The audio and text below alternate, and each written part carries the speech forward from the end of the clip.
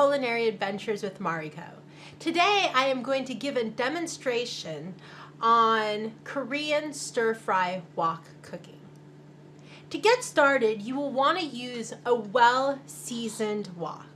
By having a well-seasoned wok, it means that your veggies and meat have less chance of sticking.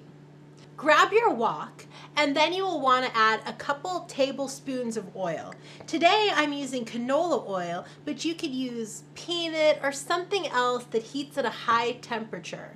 By using an oil that has a high heating point means that you can cook foods hotter in a shorter amount of time. If you use something like olive oil or butter, it's going to burn really fast and all your foods are going to stick.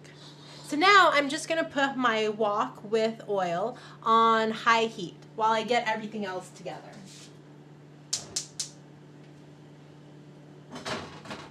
While the wok is heating up, you're going to want to slice your Korean barbecued meats. This is some flank steak that has been marinated in a mixture of soy sauce and brown sugar and chili powder. You'll want to cook it up very thin because the thinner the slices means the faster it's going to cook.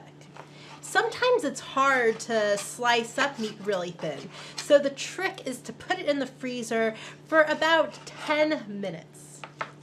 And then it slices up really nice and thin.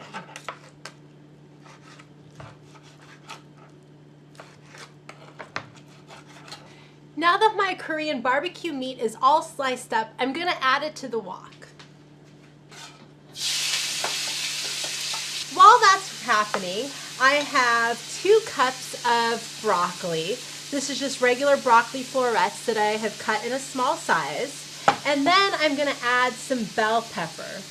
Today I'm using a combination of yellow and red bell peppers. If you don't have the mini ones, you can use the large size. I just like using the mini ones sometimes because you can get them in a bag of mixed colors, so it's usually the orange, yellow, and red, and the smaller ones are usually a little bit sweeter. Now in my bowl with my broccoli and bell peppers, I'm going to add a tablespoon of garlic chili sauce, or you can use your favorite hot sauce, and then a tablespoon of minced garlic. Now I'm just going to check on my meat, and it's almost cooked all the way. Now it's all looking browned. I'm going to add my veggies.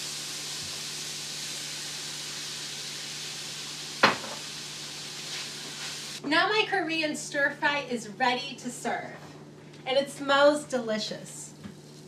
You could serve this with your favorite rice or noodles, or it will taste delicious just as it is.